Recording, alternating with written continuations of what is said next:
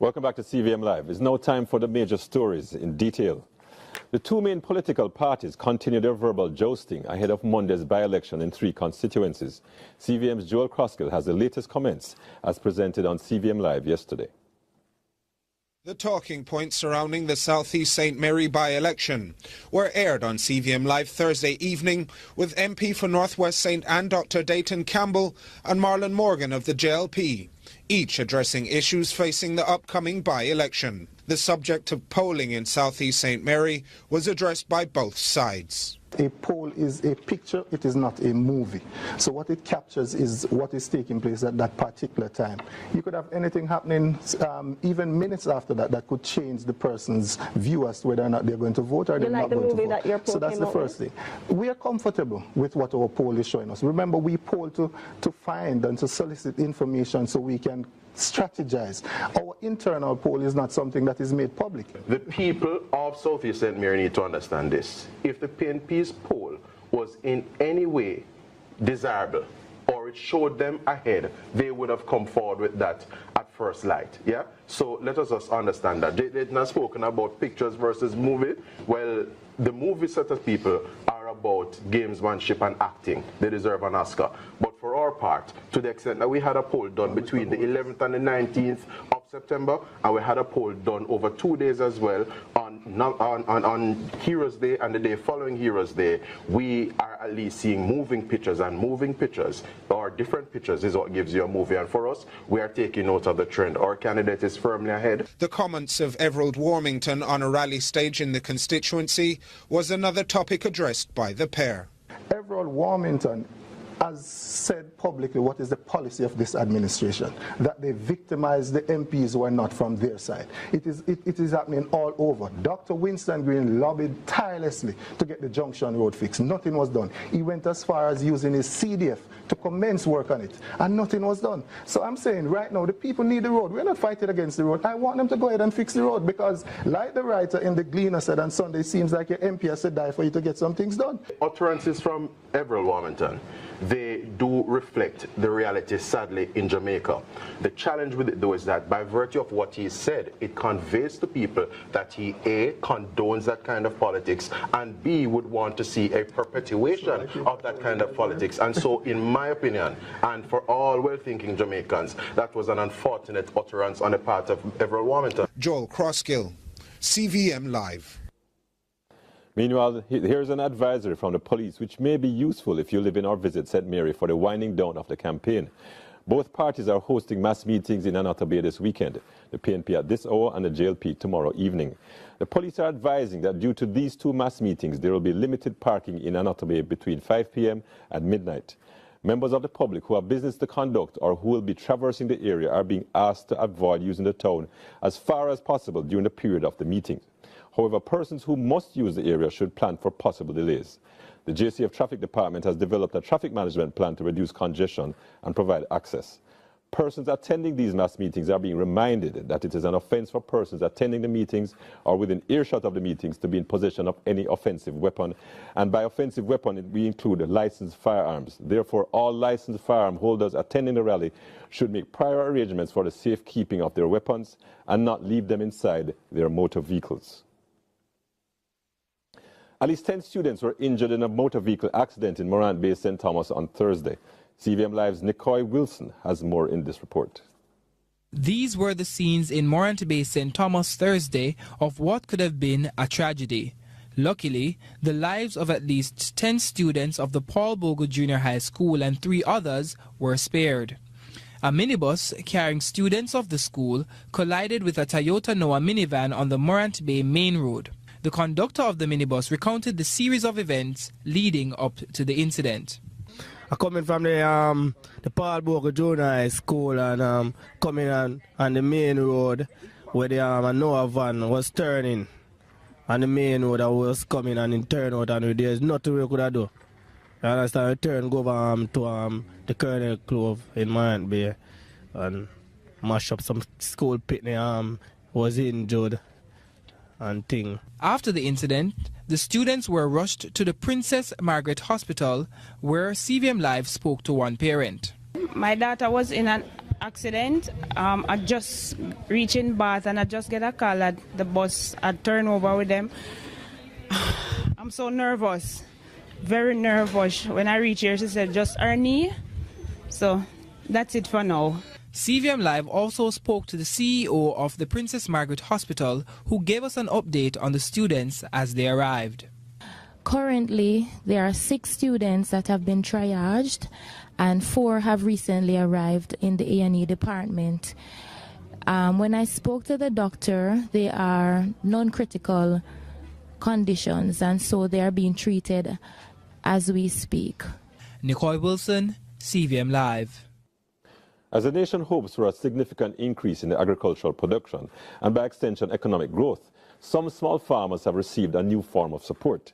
As Joel Croskill tells us, the beneficiaries should be better able to overcome at least one of the challenges of nature.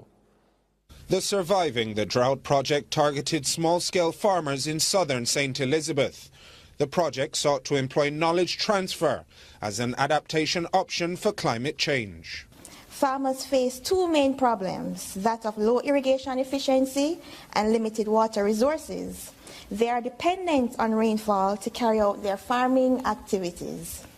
Sometimes they may be able to purchase water, however, with a lengthy waiting list and restrictions on the amount which can be allocated, a strain is put on farmers to maintain production. Project manager Anne Teresa Birthright spoke of the various options agriculturalists are faced with to combat the issue of climate change and the non-availability of water.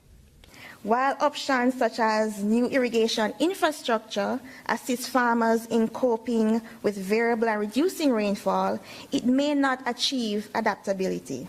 Focusing only on options such as irrigation systems provide a temporary shield for farmers from the perceived changes in rainfall. This does not equate to holistic adaptation, as a depletion in water resources will reveal farmers to be unadapted to the environmental changes which were concealed by now ineffective infrastructure-based interventions. Instead, the Surviving the Drought curriculum for Jamaica's small-scale farmers focuses more on a knowledge-based appreciation of the problem and the utilization of farmer field schools, or FFS. Now, through FFS, where practical discovery-based group learning sessions are employed, an increase in the adoption rate of new and improved practices is made possible. Through its learning by doing mantra, which we've been hearing from Evelyn, skills and techniques are discovered and created. So FFS is one of the best mediums through which farmers can expand their knowledge base and increase their adaptive capacity to evolve with and withstand climate-related changes. Joel Croskill, CVM Live. Residents in a Greater Portmore St. Catherine community this morning came across a male crocodile under a walkway bridge following heavy rains on Thursday, which left sections of the community flooded. CVM's Nika Lewis, well, we'll have more with CVM's Nika Lewis later on in the broadcast.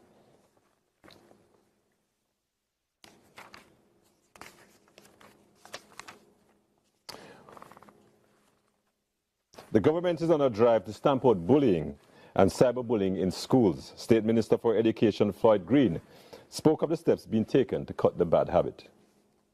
State Minister Floyd Green was at the media launch of Youth Month in Kingston, which is being observed in November under the theme Substance Over Hype. Minister Green explained how the youth need to be mentally grounded instead of seeking to chase short-term pleasures that lead to disarray over time. So we have a big thing for Youth Month this year. For the first time, we're going to have a day of service where all our young people will be encouraged to do a volunteer project. What we are focusing on is our early childhood institutions. So we're saying to our young people, look at a basic school in your community. We're going to do something for that basic school, right? So it's about youth giving back. We're also have a project called Charge Up, where what we're trying to do is to revitalize our youth clubs. We believe that our young people like association. If we don't give them something to associate with, then they're going to associate with gangs.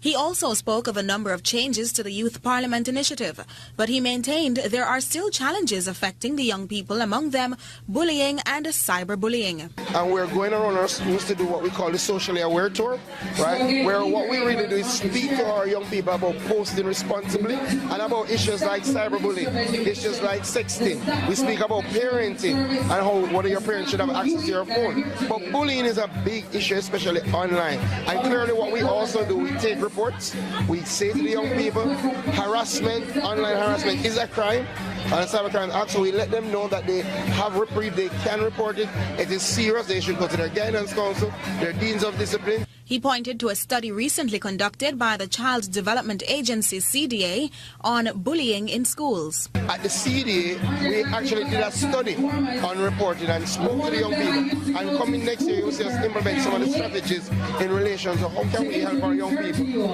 especially in peer-to-peer conflict. So we're looking at a stronger values and attitude program, right? We're looking at more deans of discipline, right? We're looking at a comprehensive safety and security model that speaks about personal upliftment, self-belief, because oftentimes bullying comes from a deficiency in the bully and trying to find another outlet. And as such, we have to speak self-belief, we have to preach self-belief. Nika Lewis, CVM Live. We have more on a developing story. The family of the 13-year-old girl who reportedly committed suicide on Sunday are still coming to terms with the loss, even as theories swirl. Our reporter Nika Lewis has the latest on the tragedy in eastern St. Thomas.